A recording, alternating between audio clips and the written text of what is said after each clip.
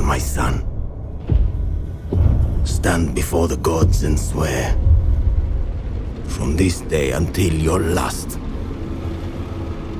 that you will always be an enemy of Rome. Carthage makes a mockery of Rome. They must be punished. Those walls can withstand any attack. Scipio will not fail.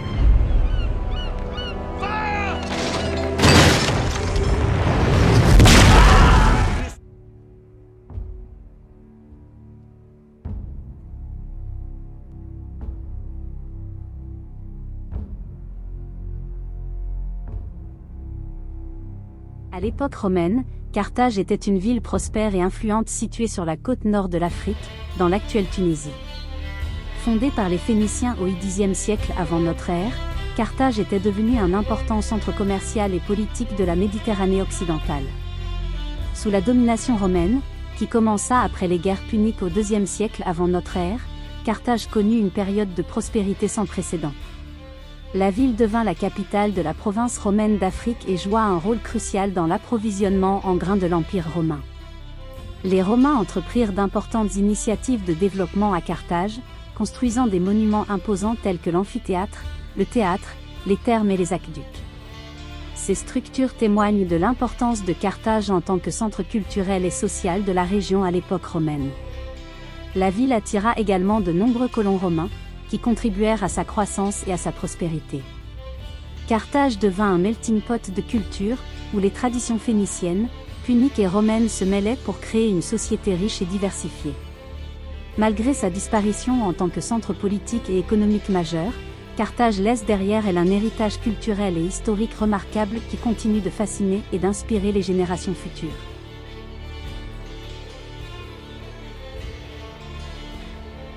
Donc, c'est un hommage que nous voulions rendre à Sihab Majid El-Nabi, auquel je donne tout de suite la parole. Faire revivre Carthage, sauver ses pierres, ses mosaïques, c'est l'ambition d'Abdel Majid Ennabli, conservateur du musée et du site de Carthage. Carthage est un nom très connu, très prestigieux, mais quand les gens viennent, ils ne trouvent souvent presque rien, ils sont déçus. Alors l'effort que nous sommes en train d'entreprendre est précisément de répondre à l'attente de tous ces visiteurs en aménageant, sinon tout le site, au moins parcelle après parcelle.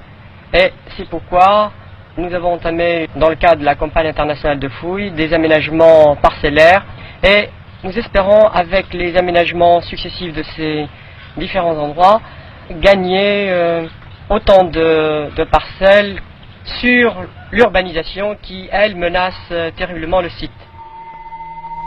Carthage a été une ville maritime ouverte sur le monde antique. C'est le monde d'aujourd'hui qui doit venir la ranimer. Il reste 500 hectares à fouiller et à mettre en valeur. C'est pourquoi l'UNESCO demande à d'autres États de financer d'autres missions archéologiques. Carthage est un grand nom. Mais à l'étranger, le nom de Carthage évoque avec respect un haut lieu historique et une grande civilisation. En Tunisie, le nom est devenu un terme commun, utilisé comme slogan publicitaire dont il est galvaudé. Et ceci révèle une immense ignorance. Il n'est pas de patrimoine sans connaissance de son passé. La problématique réside dans la dévalorisation résultant de l'infrastructure urbaine actuelle, ou plutôt de son absence. Malgré la richesse historique et culturelle de Carthage, les visiteurs se trouvent souvent confrontés à un défi de taille lorsqu'ils explorent ces vestiges antiques. Tout d'abord, le manque criant d'informations et de signalisation sur le site rend la navigation difficile pour les visiteurs. Les panneaux indicatifs sont rares, voire inexistants, et les informations disponibles sont souvent limitées, ne permettant pas aux visiteurs de pleinement apprécier l'importance historique des monuments qu'ils contemplent. Ce manque de clarté nuit à l'expérience des visiteurs et les laisse souvent désorientés, incapables d'apprécier pleinement la grandeur de Carthage. De plus, l'absence de transport public fiable reliant les différents points d'intérêt du site archéologique complique encore davantage l'exploration. Les visiteurs se retrouvent souvent contraints de marcher de longues distances sous le soleil écrasant, ce qui limite leur capacité à couvrir l'ensemble du site et à en apprécier pleinement les richesses. En outre, le manque de mobilier urbain, tels que des bancs ombragés ou des aires de repos, rend l'expérience des visiteurs inconfortable. L'absence de lieux pour se reposer et se rafraîchir diminue leur satisfaction et peut même dissuader certains touristes de prolonger leur visite. Enfin, le potentiel touristique du site archéologique de Carthage reste largement sous-exploité en raison du manque d'optimisation de ses ressources. Des initiatives telles que des visites guidées interactives, des expositions temporaires ou des événements culturels pourraient enrichir l'expérience des visiteurs et encourager un plus grand afflux de touristes.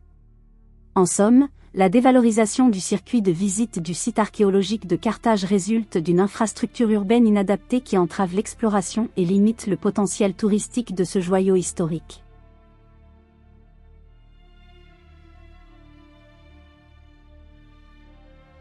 Au cœur des vestiges millénaires de Carthage, l'air est imprégné d'une atmosphère à la fois mystique et historique. C'est un voyage à travers les âges, où les contraintes urbaines modernes semblent souvent se heurter à la préservation de ce riche patrimoine. Notre exploration débute à l'amphithéâtre de Carthage, un monument imposant témoignant de la grandeur passée de cette ancienne cité. Entre les gradins de pierre, on peut presque entendre l'écho des acclamations des foules qui ont jadis rempli ces arènes. En suivant les traces des anciens Romains, nous nous dirigeons vers les citernes romaines, un réseau fascinant de réservoirs souterrains qui ont autrefois assuré l'approvisionnement en eau de la ville. Leur architecture ingénieuse défie le temps et nous rappelle l'ingéniosité de ceux qui ont construit cette civilisation.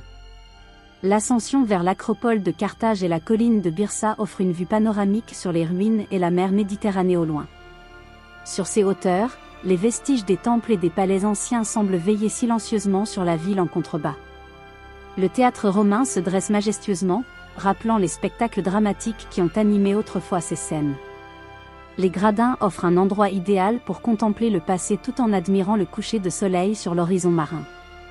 Les thermes d'Antonin, avec leurs vastes salles et leurs mosaïques finement préservées, nous transportent dans l'intimité de la vie quotidienne des habitants de Carthage à l'époque romaine. Chaque pierre raconte une histoire, chaque fresque un fragment du passé. En déambulant dans les quartiers de Magon et de Didon, on peut encore sentir l'essence de la vie urbaine antique.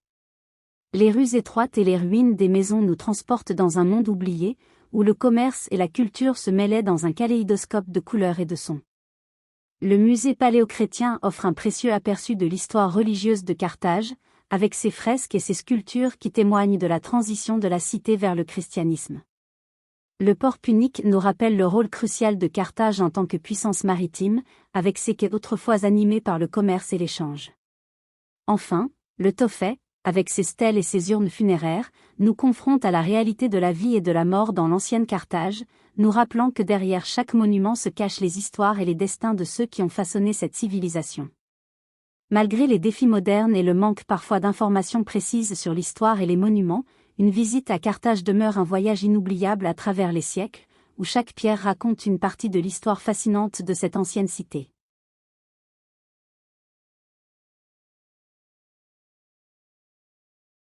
Le site archéologique de Carthage compte 20 vestiges romains éparpillés sur une étendue vaste, avec des réserves foncières importantes qui appartenaient certainement à la ville romaine et abritaient donc une partie de l'histoire. Ou peut-être des ruines non excavées. Pour cette raison, on va construire un forum, espace urbain ouvert connectant le passé avec le présent, où les générations se réunissent aussi pour se divertir et revitaliser la zone qui représentait le cœur battant de Rome antique. Cet espace, dans son étendue, offrira aussi une signalétique vers les points de diversité romaine, comme un guide urbain. Le choix du site vient à l'interférence des axes des monuments et ouvre sur plusieurs voies pour attirer les visiteurs.